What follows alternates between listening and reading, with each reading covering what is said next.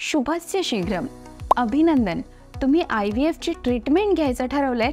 याकरता सर्वप्रथम तुमचं अभिनंदन. नमस्कार, मी डॉक्टर आकांक्षा महाजन पाठक. तुम्ही पाहत आहात एक्सलंट चबुतरा आणि आजचा आपला चर्चेचा विषय आहे आपल्या IVFच्या ट्रीटमेंटसाठी IVF सेंटर कसं निवडावं याविषयीचा. जेव्हा तुम्ही पहिल्यांदा IVF सेंटरला भेट देता तेव्हा तिथे काय काय गोष्टी आपण तपासाव्यात. तिथे काम करणारी माणसं कशी आहेत, तुमचे डॉक्टर कसे आहेत, त्यांचं इन्फर्टिलिटी या क्षेत्रातलं शिक्षण किती झालंय आणि त्यांचा अनुभव किती आहे. तुम्हाला ट्रीट करणारे जे डॉक्टर आहेत त्यांचा किमान 3 वर्षाचा IVF या विषयामधला अनुभव असावा. तिथला स्टाफ तुमचे प्रॉब्लेम सॉल्व्ह करण्यासाठी किती तत्पर आहे. तिथले एम्ब्रिओलॉजिस्ट कसे आहेत. तुमच्या एम्ब्रिओलॉजिस्टच्या किमान 1000 ICSI प्रोसिजर्स त्यांच्या हाताखालून गेलेल्या पाहिजेत. माणसांनंतर महत्त्वाची जी गोष्ट आहे ती म्हणजे इक्विपमेंट्स. सगळ्यात पहिली म्हणजे अल्ट्रासोनोग्राफी मशीन, कारण की इन्फर्टिलिटीचं सगळं डायग्नोसिस हे अल्ट्रासोनोग्राफीवरती अवलंबून असतं. त्यामुळे तुमच्या IVF सेंटरचं अल्ट्रासोनोग्राफी मशीन कशा लेवलचं आहे ते महत्त्वाचं आहे. मला मान्य आहे की तुम्हाला अल्ट्रासोनोग्राफी मशीनचं तांत्रिक ज्ञान असणं अपेक्षित नाही आहे, मात्र एक साधारणतः बघितल्यानंतर लक्षात येतं की ही मशीन कशी आहे, किती बेसिक आहे का ॲडव्हान्स्ड आहे.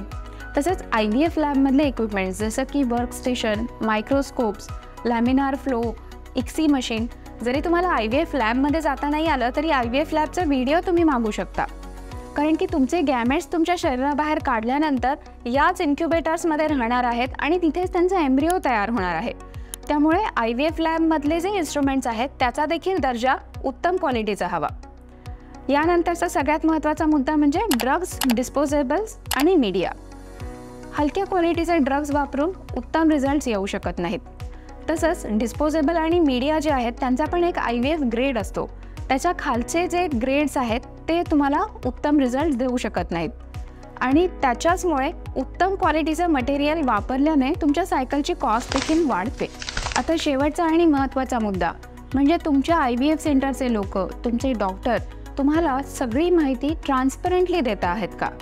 जेव्हा कायदा, ट्रान्सपरन्सी, एथिक्स, क्वालिटी या गोष्टी हँडल करायच्या असतात, या गोष्टी फॉलो करायच्या असतात, तेव्हा ट्रीटमेंटची जी कॉस्ट आहे ती कॉम्प्रोमाइज नाही होऊ शकत.